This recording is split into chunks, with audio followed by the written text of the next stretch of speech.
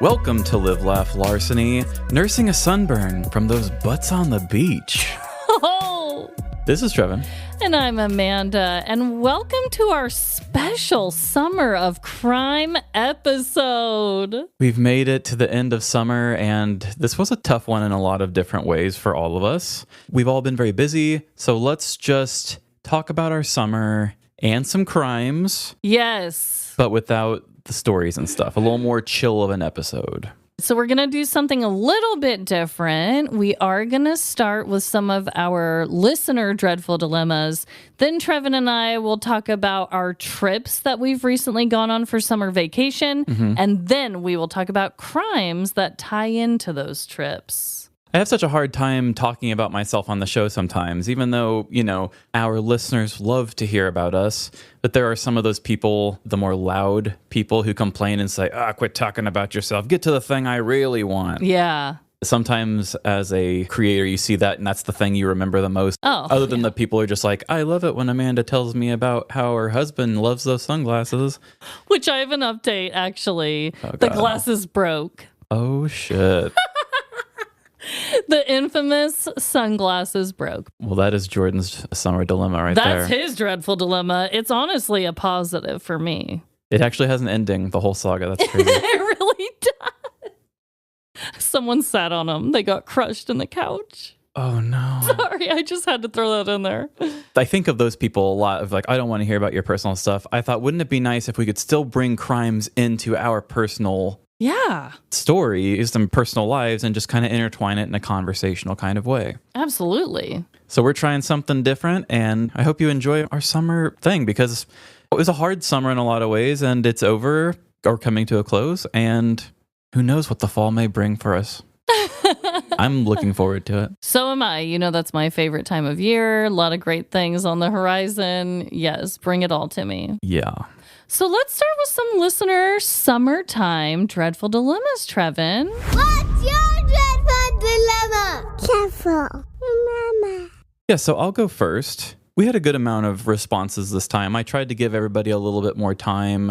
An actual Instagram and Facebook post, something to the group, actually gave everybody more than a week to do it. Right. Next time, we'll try to do this again with another good heads up. Yes. Thank you to everyone who wrote in, too. Yes, thank you. So I have one from our very loyal and longtime listener, Steven. Love you, Steven. Whoop, whoop. His summer dilemma, he calls it the ice cream truck of sadness. I can already tell I love it. He's a dramatic guy, I can tell. So my neighborhood is built with a lot of weird turns and streets. I could hear the ice cream man, but didn't know his exact location. But I was going to find him and get my treat in the heat. I kept walking to areas, and he was there, but it felt like the music was getting louder. I finally spot the truck, and as I'm getting close, he drives off. I'm chasing, trying to keep up with the turns. Took a shortcut because I thought I knew where he was going, but he turned down another street. After what felt like forever, and miles from home, he stops for a group of kids. I wait in line, make it to the front, ready to order, and realize I didn't grab my wallet in my haste to rush out the door. Oh my God. You went on a high-speed chase after this ice cream truck? I'm picturing the whole running through backyards from Ferris Bueller. But yeah, no wallet. Oh, that's the worst. I honestly thought he was going to say, I made it to the front of the line. The ice cream truck drove away. He just flips him off and keeps going. Got back in my car, chased him again. Oh, that is so sad. That really is a perfect summertime one, too. Oh, yeah. Sometimes a summer dilemma just happens in summer, but that is so... That is so summer-coded, and I'm so sorry. Yeah, it would be hard to be an ice cream man and have to... an ice cream person. Thank you, Trevin. And have to watch all the disappointed people who forget their wallets or kids who don't have money. Yeah. It'd make me very sad. I'm sure that's one of the negatives of the job. Yeah. There's just ice cream men who go home and they're just alcoholics because they're just like, I had to tell 3 kids they couldn't have a Spider-Man ice cream pop. They make an alcoholic milkshake with all their leftover ice creams. Oh, God. So good. Okay. I have a dreadful dilemma from our listener named Viviana. Shout out, Viviana. Shouty out. Shouty outy. Shouty howdy, girl. Looking forward to seeing you in a month, hopefully. I think you did say you're going to CrimeCon again. I've seen you, this will be the third time now. Oh my goodness, I hope so. That would be so cute. Yeah. Reunited, and it feels so good. I was actually just going through my photos and saw the photos on my phone of us together, so maybe we can do a year-by-year thing. Oh, too cute. So this is Viviana's Dreadful Dilemma. I was just thinking of summer dreadful dilemmas, and I thought of this year. I went to a beach town for 3 days with 2 friends from work. The town has lots of wineries, and the hotel was on the beach. That sounds lovely. We had a great time day drinking at the wineries. The dreadful part is we couldn't relax at the beach because of the ducks. One of my friends had just seen a very aggressive duck fight during a walk that week, so she was terrified. Anytime we went on the beach, all the ducks appeared aware of us and would start to migrate to where we sat. And they would follow us no matter where we went. We moved a lot. There were other people, but they were left alone. Not us, though. Oh, this is personal. They really didn't like us. There were 2 ducks in particular. They would get within a foot and give us the stink eye and hiss. So we would stand because they were scared when we looked tall and would walk off. But as soon as we sat down on a beach chair, they thought they could take us. That is so dreadful. Mm-hmm. What the actual hell? I don't like it when an animal won't just leave, you know? Because, like, you want to respect the animal, but the animal is not respecting you. And what was it? Like, they said there were other people on the beach. Why were these ducks so against them? Was it their perfume? Was it a color that ducks don't like that they were wearing or something? Like, what was this? Did Viviana forget that she had a whole back pocket full of crackers? A whole back pocket of, like, the dried, crusty bread that ducks love. And they're like, meh, meh. She's like, I was just bringing it for later. Damn, I wasn't thinking about the ducks. Ooh, shit. They wanted your snacks, girl. Yeah, I've seen some aggressive ducks in my day. Same. Geese, honestly. Mine's been geese, not as much ducks. That's funny. Viviana did send a message later and say that some geese, just like after messaging us or something, had kind of did the same thing to them. Yeah. And she was wondering if they talked amongst themselves. Oh, guaranteed. I think she's on some sort of a duck list. Yeah, she really might be on, like, the no-fly list for ducks. Mm-hmm. You know, like, I don't know. They're coming for you, girl. You need some duck repellent spray or something. Do they even have that? I have no idea. I have a quick little comment here from our art extraordinaire A-line. Oh, shout out. I walked a total of 35,834 steps in 2 days. I think my legs are just for show now. They don't quite work at the moment. Crying emoji. Oh my God. That is a lot of steps. They went to Legoland in Florida. That's what it was. Okay, because yes, I was just in Florida and I was messaging back and forth. And yeah, A-Line was like, hey, we were just at Legoland. And yeah, that would have been so fun if we could have met up. Yeah, she said they had like an actual hotel that was a Lego hotel. Oh, no way. When she told me that she was going on vacation, I thought, okay, relaxing a little bit. Then when I finally asked her, I said, where'd you go? And she said, Legoland. I said, was this not a relaxing vacation? And she said, not at all. But oh, yeah, no. The core memory for the kids was worth it, she says. Aw, I love that. Sometimes, even when you're on vacation, things can go dreadfully wrong, right? So yeah, and the pictures that she was showing me of this Legoland looks way better than the one that I went to when I had the stink water bubbles on me. And yeah. I can't believe I got wet for it, you know? Yeah. I'll never forget that title. I'll have to ask A-Line if I got a little wet at the KC one, like, did she just get drenched at Legoland, Florida? Love that. And our final listener dreadful dilemma of summertime is from Dejari. I hope I'm pronouncing that correctly. Beautiful name, by the way. Very unique and cool. I realize I've read it millions of times and never spoke it out loud. We had to have a little discussion before on whether or not we had it right when we said it out loud. Yeah. This is their dreadful dilemma. Our summer was a rough one. Our oven thermostat went out. Then our washer broke. Then the day before our beach trip, our van broke down and was in the shop for 3 weeks. Then we planned a quick second vacation just to have a little something fun in there, but my husband ended up having a huge work drama and couldn't take the days off anymore. There's no way I'm taking 6 kids on a vacation by myself without losing my last shreds of sanity. We ended up having a solid 90s kids summer, lots of popsicles, sprinklers, playing outside, and exploring nature. Haha. Oh, damn. That is a lot of shit to go wrong, right? Yeah. Back and back and back in a row. Work drama is the worst. It's terrible when you have to give up something and it's not even your fault, you know? It's right. The people who employ you, God. Yeah, like, I'm sorry, but everyone deserves a vacation and work drama should never interfere with that. I totally know it does, though. Yeah. I'm just saying, it really shouldn't. Like, that's really unacceptable. I feel your pain with all your appliances going out at once. That actually happened to me not that long ago with our washing machine and our dishwasher, and I was just like, oh my God, no. But then to have a vacation canceled, that is just the shittiest cherry on top. You deserve a much better fall. For real. If a work does that and you have stuff scheduled, I hope they pay to make up for the inconvenience of all that. Yeah. I just hope as the weather cools down, hopefully the next season of life will be better for you. I'm so sorry.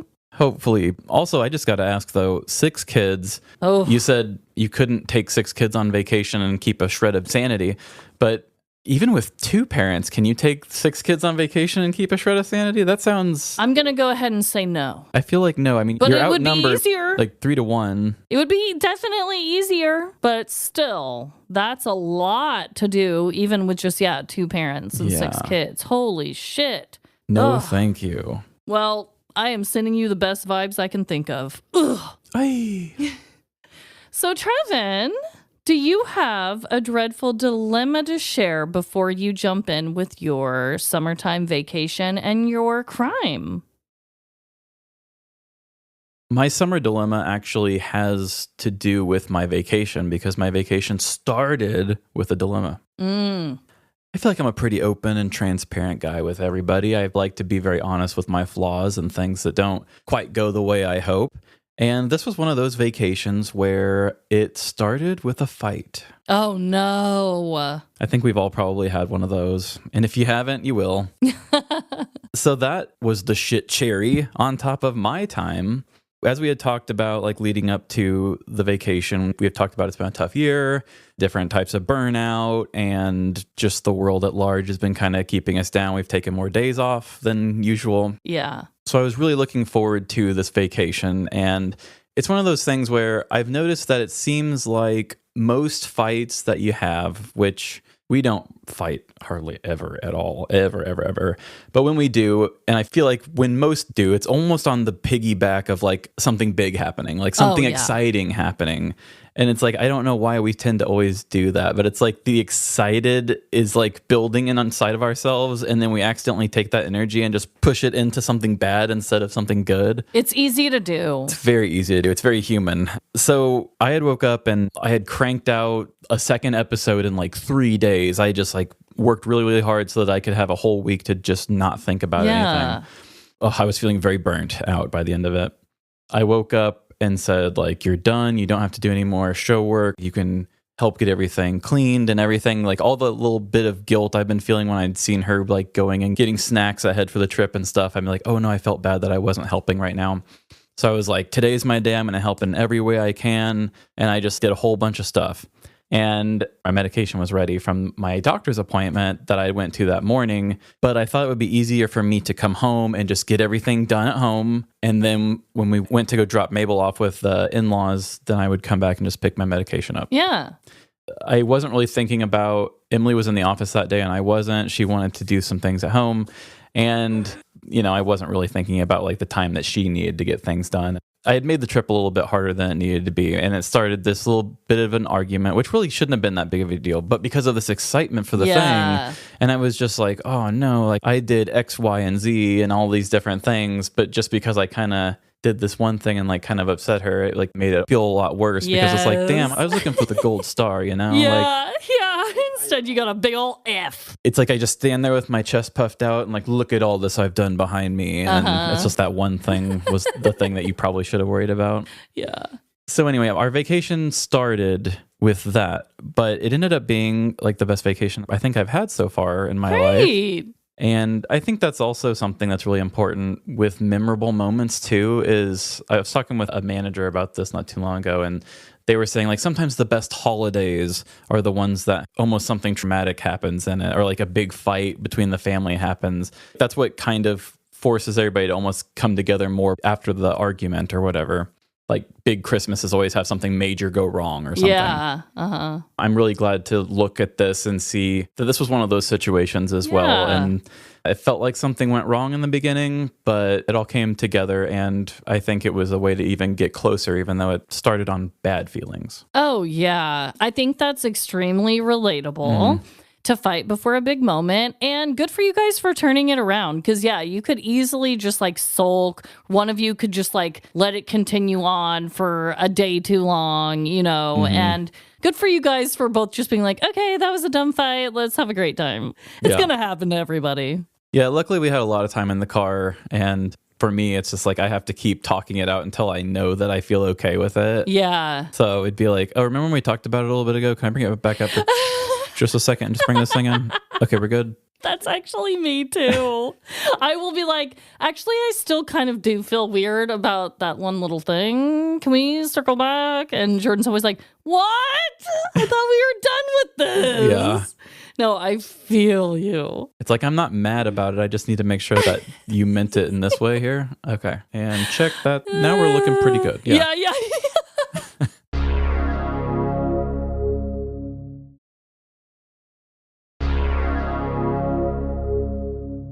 So I also have a dreadful dilemma, and this happened on my trip to Florida. I went with our good friend Molly. You guys have heard both of us talk about her. She watches movie nights with us for Patreon all the time. Love Molly. And she recently had a kind of crazy experience with renting out her house and dealing with a scammer, which, side note, Trevin and I might have some plans with that whole story.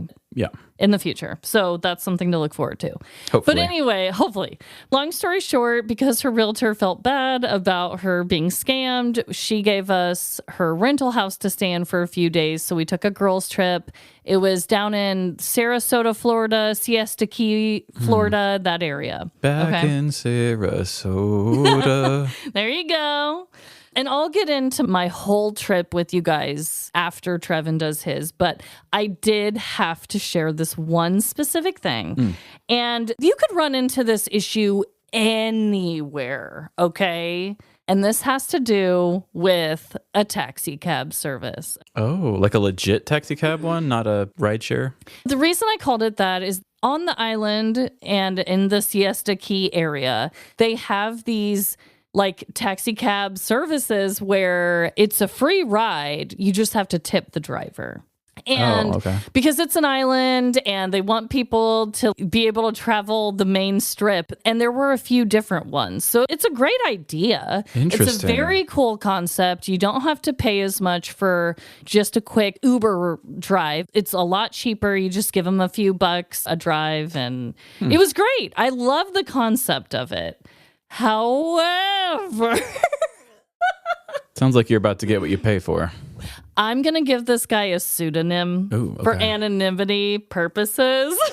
I do not think this guy will listen to our show. Obviously, I didn't talk to him about it. I did, however, talk to an Uber driver who he gave me actually a really fun idea that I want to talk to you about later. Okay. And when we use his idea, I'll use his real name. But this guy gets a pseudonym. Okay. Pseudo man. So I'm going to call him Ralph. That was not his name. So we met Ralph and he came to pick us up. He was a heavyset white guy, older, from Kentucky, thick Kentucky accent. Okay. All right. And he immediately jumps into talking about how drunk his wife is probably getting that day. Okay.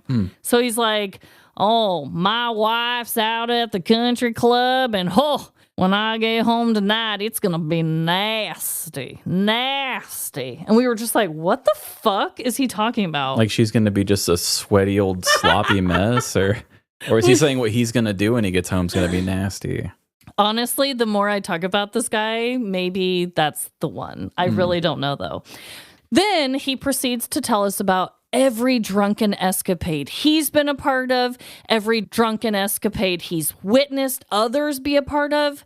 And the whole trip after meeting this guy, Molly and I just kept being like, I was drunk. She was drunk. We were drunk. Because it's like, that's all this guy talked about was like everyone around him just being shit-faced. He told us about a bride who fell off the wedding steps because she was just so drunk. Like, it was like nonstop. He just loves the party scene.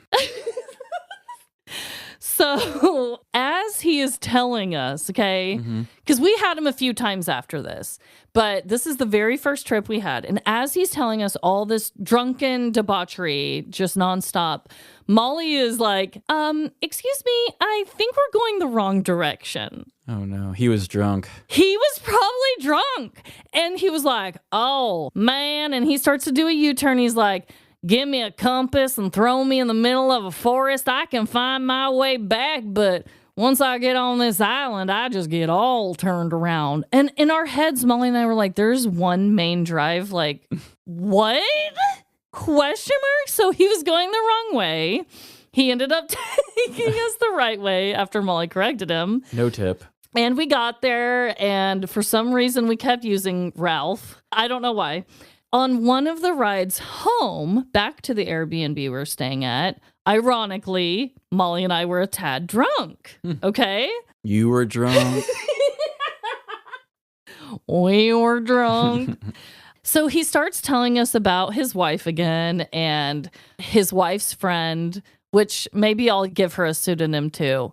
I'll call her Pat. Okay. He was like, Pat one night, I mean, she told me that she's physically attracted to me. And we were like, what? We were like, is this like, are you guys going to have an affair? Like, is she trying to get with you? Like, what's going on, Ralph? And he was just like, well, I might just have to get a hall pass from Mama. Oh, a hall pass from Mama?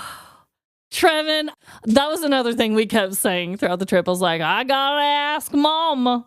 Maybe I'll get a hall pass. I don't know. I mean, you guys, it was absurd. And that was the last time we used him. We then went with their rival taxi cab service after that. And it was a little bit better. No drunken sex talk. So, did you have to ask for a hall pass from Mama to go to the rival? I didn't ask for a hall pass. I just went. Wow. So it was a very interesting time. But yeah, just a lot of awkward, drunken, weird Kentucky talk, you know? Yeah, that sounds like quite a time. And what did you say Pat was? Pat was his what? His wife's friend. Oh, his wife's friend. Okay. We never even learned his wife's name. So I don't need just Mama. I didn't have to give her a pseudonym. Female listeners, do you like to be called Mama by your lover? No. The answer's no. Unless you're calling me Mamacita. You can call me Mamacita. But don't say, hey, Mama, can I get a hall pass with Pat? Yeah. Fuck no, you can't. I like to use it like a 90s kid. Emily comes out, I'd be like, whoa, hot mama. Like, that's a hot mama over there. Like, I like a hot mama, but you don't have to be a mother to be a hot mama. You know what I mean? Totally. So, Trevin. Yes. You want to tell us a little bit more about your trip, darling? I do. We had our like long, deep discussion road trip. It was a 18-hour drive. Oh, fuck that. We stopped at Chattanooga. On the way there, I said, let's just take it somewhat leisurely. Let's enjoy it. We stayed at the Reed House, which was a very fancy hotel in like the downtown of Chattanooga. In hindsight, we probably shouldn't have because we were just kind of stopping on the way. So we kind of got there late and then we also just needed to hit the road afterwards. So we didn't do too much to really enjoy it, but it had beautiful art. I valeted my car for the first time I've ever done that. Fancy pantsy. Yeah, it's because the street parking was more expensive than the valet. But, oh my God. But I still got to enjoy it either way. We got upgraded to a suite. It was very nice. We were starving, though, and everything in that area was closed. We walked around for a while in the city and found an all-night diner. Oh, nice. Nice. It was like a Denny's, except it was a single one. It wasn't like a chain or anything, but they had every fucking flavor of pie you could think of. Ooh. Emily and I were sitting there like talking and just being like, isn't this like a nice beginning of our romantic trip? And I'm just looking right past my wife and over at the revolving pictures of all the available pie flavors. It was amazing. You dirty dog. We told ourselves we were going to buy a whole pie for the road, but we didn't. We didn't come back. We drove all the way to Folly Beach after that. We got to our Airbnb little house off the beach. It was so lovely. My favorite thing is I like the small town vibe, and I like the ability to walk a lot. So anytime I don't have to drive, and I don't really care to do touristy things, I just like to leisure in an area that's not mine. Mm-hmm. And I don't just mean house that's not mine. I mean like surroundings too. Like seeing an ocean around me is cool. Like we're gonna go stay in the mountains before CrimeCon. Yeah. Let's just enjoy a different area. Folly Beach has a great little small town area. Actually has a pretty hopping nightlife. And this is in South Carolina? Mm-hmm. Okay. It's like a little island just right off. And it has sort of almost like those Ozark lake communities, like where it just seems like, yeah, we all just come here and get drunk and party. Yeah. But it's not a lake community, it's an ocean community. Yeah. One thing I found interesting about this one compared to like Galveston and Daytona is that I feel like both of those places, their bars and restaurants all tried to be like tiki-ish. Like, oh, by the beach, it's a tiki thing. Yes. And there's a lot of the tiki heads, and we have a lot of Mai Tais and stuff like this. Yes. This place, it was like a different kind of ocean vibe. It was just like, we like country music and we like getting drunk. One place had pina coladas, but a lot of places there didn't do pina coladas, which surprised me. Because in Galveston and Daytona, both, every place was just throwing pina coladas and Mai Tais and painkillers out. I mean, they had a lot of margaritas. They just weren't, nobody was pushing the tiki thing like what I was used to at other places. We were about 1.7 miles from the place. I had bought a new pair of really nice slides for the trip, which had rubbed a weird spot in my foot the whole drive. Which the funny thing was I was driving barefoot and only wore the slides into the gas station. Somehow was rubbing my foot weird. Oh.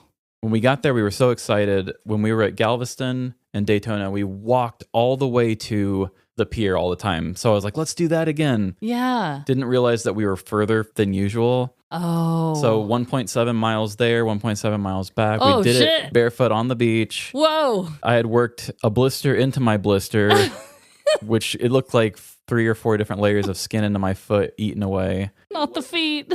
It wasn't until I was home for almost a week that I was like, I think there's also a big splinter inside of my blister.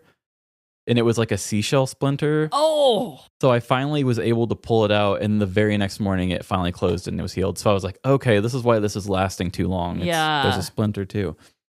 The whole bike debacle happened, which was going to be on an episode that it's about to come out. So you guys will already know about that one. The whole trip, I was limping. I didn't know that. Yes, the whole trip I was limping because for some reason... Your seashell blister. I had a seashell blister in one foot. And the other one, apparently I was just walking too hard on the ground and my weak, wimpy feet, like the metatarsal whatever, like between my toes was hurting. Oh my God. So I was limping between one or the other things until finally it was just because of the seashell thing. Okay. Because I was even limping a little bit when I got home for a while. Oh my God. But the town was 1.7 miles away, so then we started doing the bikes more, which I got better as the days went along. I do not find it to be relaxing. I liked it because it was fun to get exercise to go and like get drunk somewhere instead of, you know, finding a ride or whatever. It's a lot easier and a lot more fun to do that, especially in a beach community where everything's slow and everybody's chill. Yeah. I was just going through the mental strain of trying to be ADHD on a bike. Oh, but they had a pretty hopping nightlife too. It seems like after everybody gets away from the beach, they all were just going and drinking. And I'm thinking, if I was 21 or when I was in my early to mid 20s, I would have loved to have came into this. I wish I would have not been so like afraid of the world in my 20s. Because, right. Like if we would have did that when we did our Branson trip. Yeah. If we would have did that but went bigger and did that, oh, that would have been the best time ever. I still think, and obviously we probably won't go nearly as hard as we once would have. No way. But I definitely want to take like a tropical trip with friends. I don't know. I want to go back to Jamaica so bad. Ugh, well, I need to get a passport, but yeah, I would still love to do even like a friend's trip to something like that. Yeah. Something within the States even. Yeah. No, I hear you. The food was great. There was a lot of really good food. A funny thing that was going on, though, and kind of a weird petty thing, there was a lot of food drama going on in the town because somebody had like published a article in the Charleston Times or somewhere in the area that had called out that a lot of the Folly Beach restaurants weren't using locally caught shrimp and that it was cheaper for them to buy the frozen shit. So like you were getting the same kind of shrimp from a lot of these places right off the ocean as like maybe a Applebee's here. No way. That's actually kind of juicy. Yeah, kind of juicy. That's kind of some tea right there. And apparently some people were saying like, oh, we've corrected the action and we don't know where they came from. But yeah, there was like a hidden guy that was going and trying all these places and looking into each one and exposed them all. Damn. Yeah. That's actually kind of wild because whenever I go to anywhere near the ocean, I'm always so excited to eat seafood because I'm like, okay, they're right by it. I'm sure it's way fresher than what we get in the Midwest. Like, I like to put myself in the culture and try whatever's like popping there. Yeah. Unless it's cow, of course. But especially for seafood. So if I found out that I was just getting the frozen shit that I can get here, Yeah. I would be like, what the fuck? Like, that actually would bother me. That's what I felt too. I was like, somebody get me this list. Yeah, what the hell? And the funny thing was they were giving away the list of the people who weren't following it, but I was having a hard time because I had heard there was only like 4 or 5 that were. Yeah, it's like, let's talk about them. Yeah, let's show me that list instead of who to not go to. Like, Exactly. Get me in the right place. I mean, the food was still really great. I had a little bit of wildlife issue. I got very caught up in catching seashells, and I have a healthy respect for the ocean. I fear the ocean. I fear nature in most cases. Yeah. I was in water that was probably not even a foot deep. I reached in to grab a seashell, and I got pinched on the finger by a crab. And, you know, we had just talked about how I'm a woo boy when I'm very scared. And I will tell you that I screamed bloody murder. So there was no wooing from me that moment. Oh my God. It was very funny, though, because I was at the shoreline, not very deep in the water, people all around me. I stick my hand in. It pinches me. It looks almost like if you've ever cut yourself with a knife and you see like the line just in your skin before blood starts to come up. And I saw where both of the pinchies hit, and it just looked like 2 little knife cuts, and I watched the blood come up. But anyway, I was just so surprised by putting my hand in and getting it pinched that I was just like, it was just like super loud, super hard, and then super abruptly cut off. I was like, I like looked over, and people kind of looked at me, but the oceans just kept going, and I was like, so I was embarrassed for a second, but I think we all were just like, did he scream? I don't really know. And I was like, people are probably like, what? Is there a fucking shark? Like, what is this guy screaming for? yeah, I had never screamed like that. And I was able to just hide it like a fart so quickly. And then I got pinched on the foot a little bit later in the day. Oh my God. And the next morning, Emily wanted to see a romantic sunrise. So we went out at like 6 a.m. and saw the sunrise. And as we were doing it, I watched the shoreline brush away and one of the hidden crabs come out, and I actually saw it with my own eyes.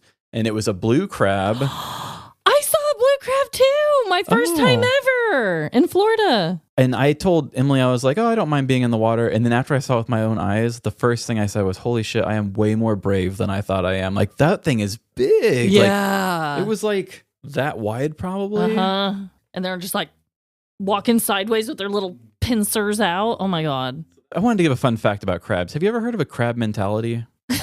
No. So I didn't know this was a thing. I was wanting to say a fun fact about crabs just because they were kind of my spirit animal of the trip. Yeah. So a crab mentality describes the mindset of people who try to prevent others from gaining a favorable position, even if attaining such position would not directly impact those trying to stop them. It's basically, if I can't have it, nobody can, sort of a thing. The crab mentality metaphor is because if you put a bunch of crabs in a bucket, they can get out on their own, but when they're all in the bucket together, every time a crab tries to get out, the other crabs just pull them back down. So they all just die or stay in the bucket. So crab mentality. Oh my God. I mean, I knew that obviously people call people crabby when they're like not in a good mood. And that really makes sense now. You're crabby and you're trying to sabotage your friends. Oh, I hate it. Dickhead crabs. Introducing the Fanatics Game Day Guarantee. Every single game day from now until October, if your football bet loses, you'll earn up to $100 back in fan cash. You're either winning or winning money back in fan cash. Guaranteed. Switch to Fanatics Sportsbook. Winning hits different here. Must be 21 plus. Gambling problem? Call 1-800-GAMBLER. CT? Call 888-789-7777. MA? Call 800-327-5050. NY? Call 877-8-HOPE-NY. MD? Visit mdgamblinghelp.org. Offer not available in all states. Terms apply. See Fanatics Sportsbook app. Starting a business can seem like a daunting task, unless you have a partner like Shopify. They have the tools you need to start and grow your business. From designing a website to marketing to selling and beyond, Shopify can help with everything you need. There's a reason millions of companies like Mattel, Heinz, and Allbirds continue to trust and use them. With Shopify on your side, turn your big business idea into... Sign up for your $1 per month trial at shopify.com/special offer. I have a crime here from the Charleston area. I couldn't find any off Folly Beach, surprisingly, for a drinking area. But here's one Charleston crime that I thought I would share with you guys. Okay. Police, mail stolen, replaced with llama pictures in Charleston neighborhood. Neighbors in the Fort Hill area of Charleston need your help after reports of suspicious activity in and around their mailboxes. The alleged thieves are not only stealing mail, but are leaving something in its place: laminated pictures of llamas. The llama picture was a far cry from the bank statement Stacy Tenney was expecting Monday afternoon, among other pieces of mail.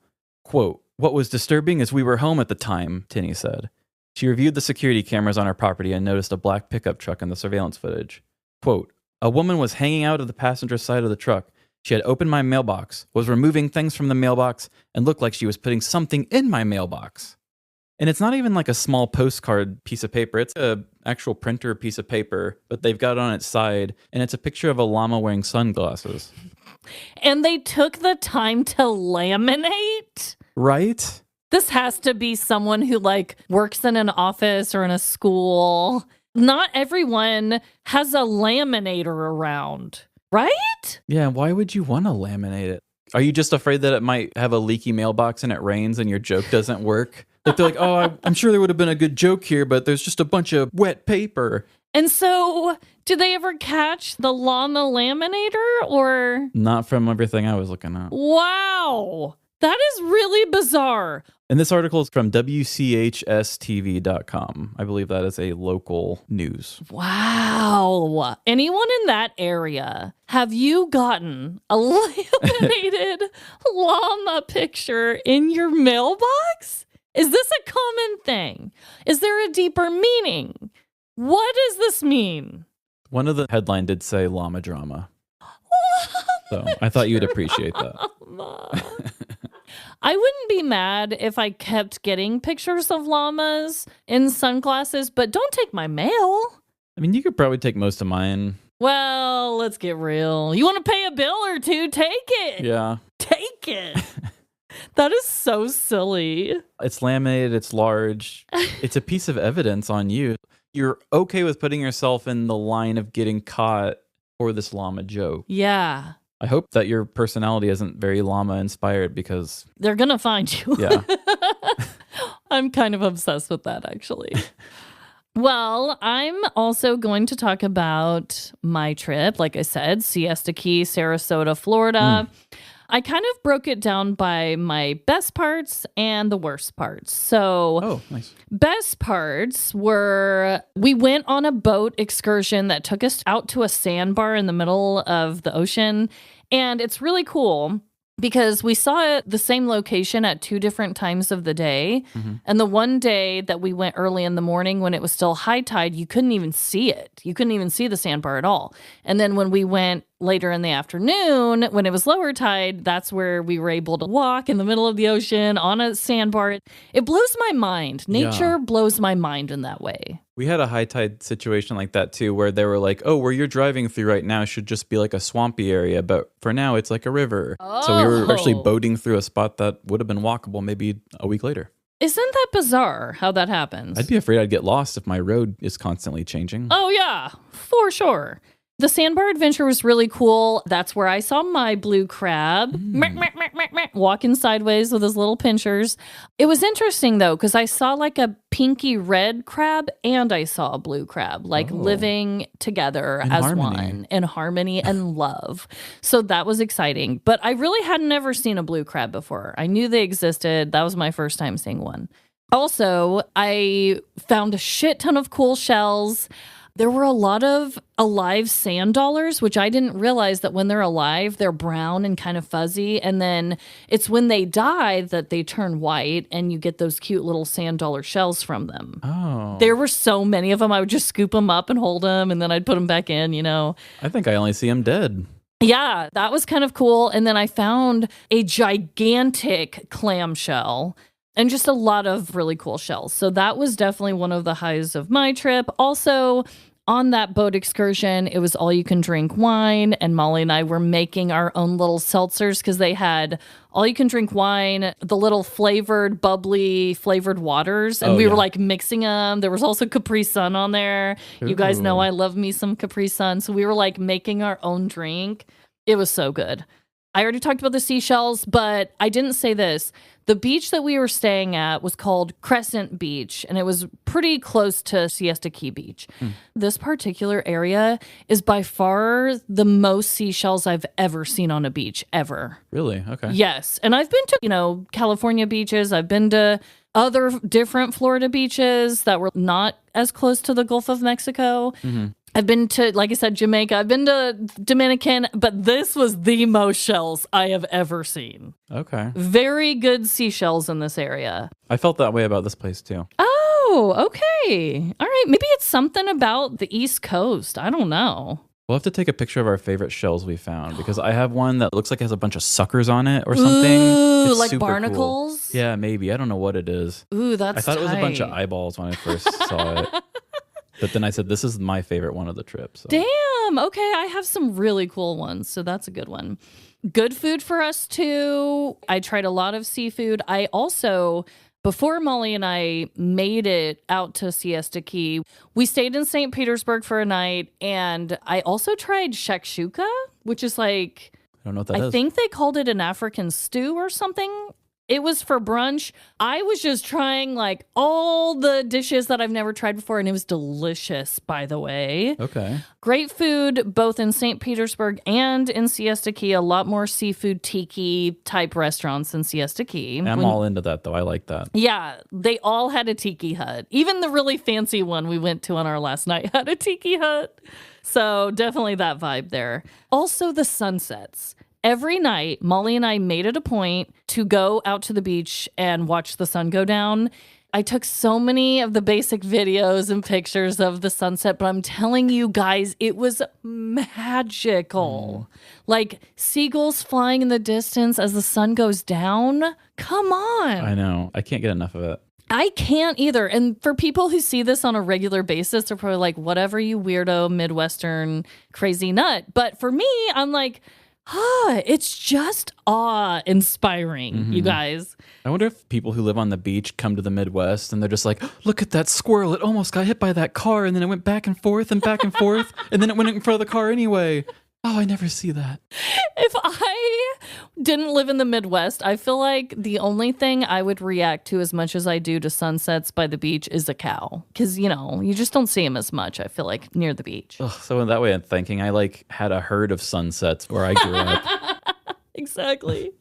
But also just having multiple nights to myself without crying kids and being with my bestie since we were infants. It was just a very comforting, relaxing, fun girls trip overall. And were you able to unplug and actually enjoy the comfort and the quiet? Yes, because I know my girl Molly. She might be short, but the girl is mighty and she likes to walk a lot. And so I bought my mom walking shoes specifically for the trip and we walked a lot. But another thing I love about her is that we're both kind of at the age where we'll go hard during the day. We'll have so much fun. But then after we would see the sunset, That was it. We went back to our Airbnb, maybe smoked a little, maybe drank a little, watched whatever fucking weird shows that we wanted. We watched the movie Sinners one night. We watched 2 Chainz's most expensivest show that he does. And we just rested and lounged and snacked every evening. And I needed that for my soul. Yes, that's one thing that Emily and I are very close with, is the way that we love to do the same thing. We'll see or do the things we want, experience the place, and then we just want to lounge and eat all the snacks, the desserts. There was an ice cream place there, and we got ice cream every day there. I don't care. See, that's what I'm talking about. And Molly and I, we had this phrase throughout. Anytime we splurged, we're like, it's vacation math. We said that so many times. She's like, well, I save money doing this, so I'm going to get us this. It's vacation math. That really is vacation math, She though. was like my little sugar mama, because she invited me on this trip, and she's like, hey, if you pay for the food, I'm going to pay for all of our fun activities. So like the boating stuff, she's like, it's vacation math, you know? Yeah, our friend Molly has a very nice job. She's single, and she said she's tired of wasting money on men who just take advantage of her and don't give her anything. So she used that money and put it towards a true gym. Yeah. I was like, girl, you pay for excursions for me. I will give you the best damn time ever. I'm not going to be a weird man, you know? Yeah. Her wanting to do that is very inspiring, and I think should be normalized. She had a much better experience this way than having that in the back of her mind, like, does he like me right now? And also, I think it should be normalized for moms to take a break and go with their friends, because I know that you're going to feel guilty, and I did feel guilty. But I feel like if it was more normalized and people weren't so shamed for it, that we could just live a happier life. Duh. So anyway, worst parts of the trip. I wanted to see a fucking manatee so badly. As soon as I found out that manatees were the cows of the sea, Anyway, we went on multiple boat tours, and we saw some dolphins. Someone else on one of our boats did say that they saw a manatee, but we didn't. And it turns out we were actually there not in the correct season. They like to come when the water's a little colder. So that was unfortunate. I had to watch cute manatee videos after we left in the airport just to give myself that fix, you know? We'll get you one. Yeah. So we'll get you one day, once we get there. We'll get you a tank and everything. One day I'll have my own manatee. We'll put it in the hot tub with Papa Dennis. Also, besides Ralph, we had very weird interactions with men on our trip. Like multiple men. That'll happen. We went to this bar and grill. It was like a tiki hut bar and grill, really casual. Like we sat at the bar and we were just going to get some lobster rolls and some seltzers. But we were starving as hell. Okay. It was a day where we had done a lot and we were like, let's go and get some freaking food. Isn't it funny how many times you find yourself starving on vacation? Oh, yeah. You're just like, I did too much. I forgot to eat. I had too much fun. I didn't. Exactly. Yeah. You're having too much fun. You're seeing all the sights. You're getting so excited, and then your stomach's like, excuse the shit out of me. But then there's also points where you're overstuffed and you're just like, how did I let myself get starved? Good point. So we were in one of the starving phases, and we sat down at the bar and we were ordering our food, and we finally got it. As we were waiting, though, before we got it, we noticed there were 2 men sitting at the bar kind of close to us. One of them was shouting about women. Always a red flag. He was just shouting. I don't even know what he was even saying. He was just like, well, you know, that's what the women do. And blah. I was like, oh, God, spare me. That was already a red flag. And then his friend was sitting there. He seemed to be the more quiet one until right when we got our food. And then he all of a sudden wanted to talk to us a lot. And I was like, I am trying to eat. I don't give a shit about what you're trying to say to me. Like, usually I'm pretty nice when strangers try to talk to me. But this was one of those moments where I was like, your friend's yelling, I'm fucking hungry. And he was weird as fuck. Yeah. So he talks to us and he's like, hey, where are you guys from? I'm over here, like, my mouth is already full of food. So I was like, not saying anything.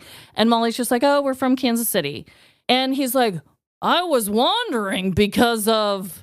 And then he proceeds to look us both up and down, full slow body, really examining us. And I was like, what is he trying to say? Like, I was wondering because of what? We're so pasty white? Like, what is this guy's issue? Like, where's he going? And he's like, I want to know. Yeah, what are you? And he's like, because of the flowers. And I was like, the flowers? I look down.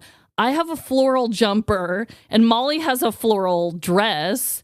And I'm like, what? Like, wait, do we stick out like sore thumbs because we're wearing floral? I just think he was a drunken idiot and couldn't think of anything else to say.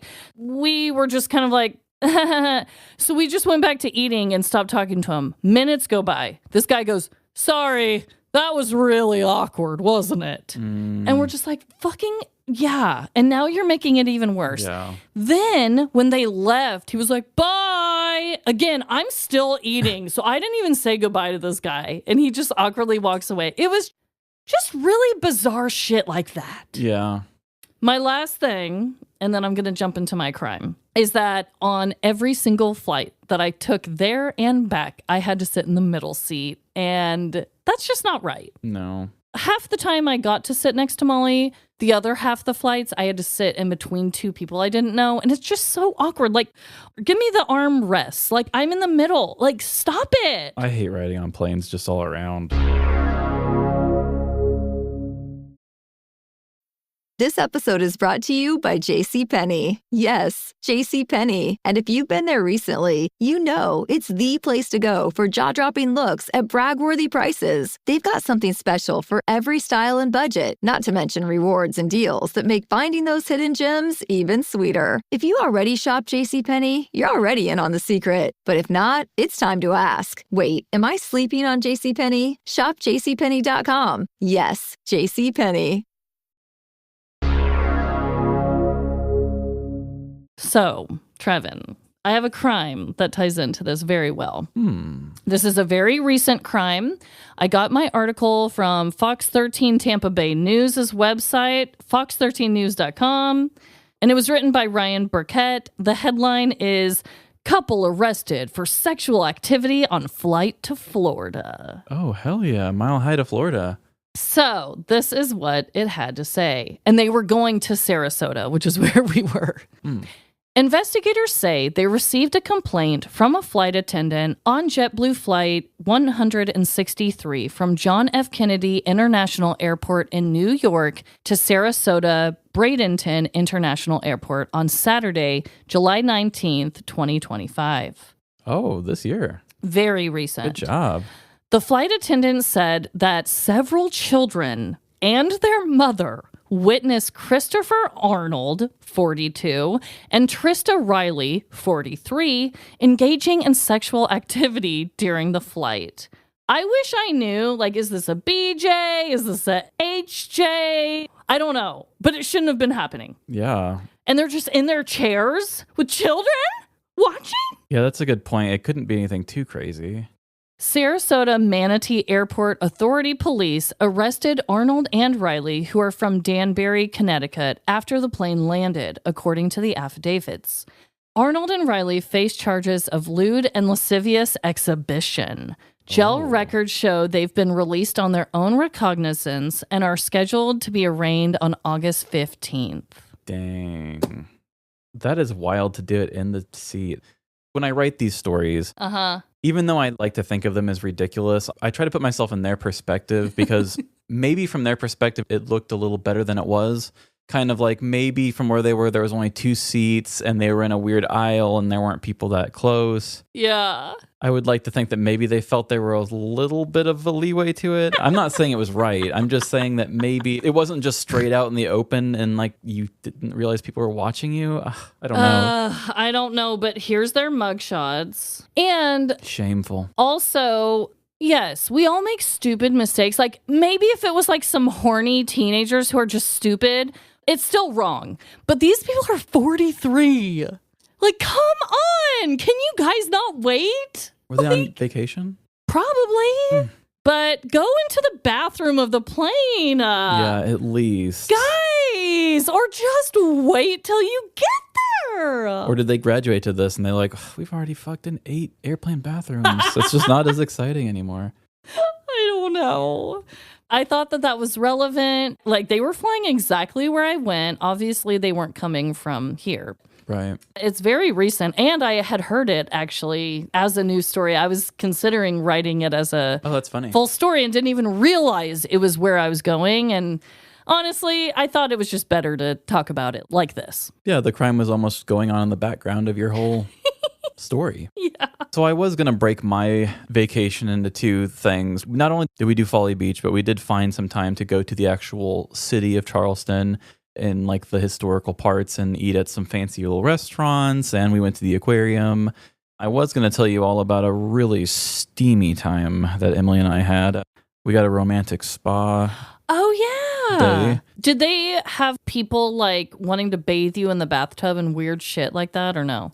They did rub us down with sugar scrub. When you were in the bath? No, not in the bath. Because I went to a place in Hot Springs, Arkansas where they did that shit. It was very weird. They rubbed us down and then they had a shower with like a bunch of little shower heads and they're like, go in there and shower together and then meet us back out here. Okay, they were just asking for some hanky-panky. One thing I was going to point out was, and when we were in the waiting room to do it, because they put you in a room and they bring you champagnes and chocolate and stuff, and they're like, nice. Give us just a bit, chill out here. And I had seen the couple that had recently just gotten out of finishing theirs, and they stopped. There's two like changing rooms. It's like a bathroom, changing room with like a shower and a bunch of great amenities in it. Okay. The girl stops and looks at him and gives him this like, daddy look.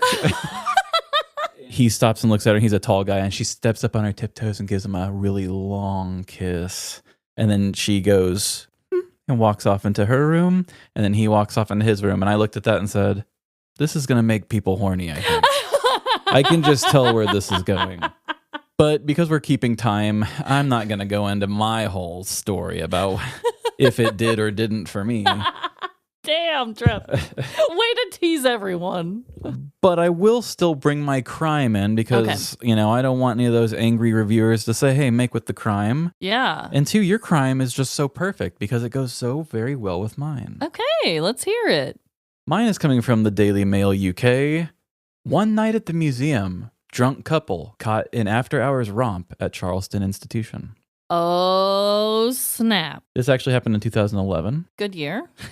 It is the country's oldest museum dedicated to natural and cultural history, but the stern surroundings at the Charleston Museum did nothing to cool the chemistry between a young couple who were caught having sex there.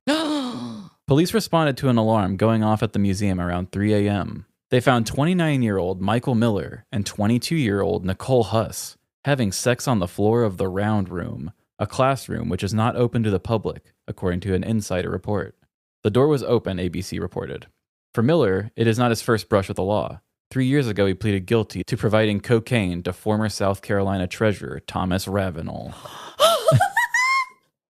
He was on Southern Charm. Oh, that's the Southern Charm guy? He was on Southern Charm on Bravo. I love that reality show. Okay. Oh my God. Full circle. I told Trevin when he was going to Charleston, I was like, that's where Southern Charm is. Oh, that is so fucking funny. So this guy's kind of like a celebrity in your eyes. Yes. It says prosecutors say Miller had already come to the end of his probation following his 10-month sentence for supplying the cocaine, so he won't face additional penalties.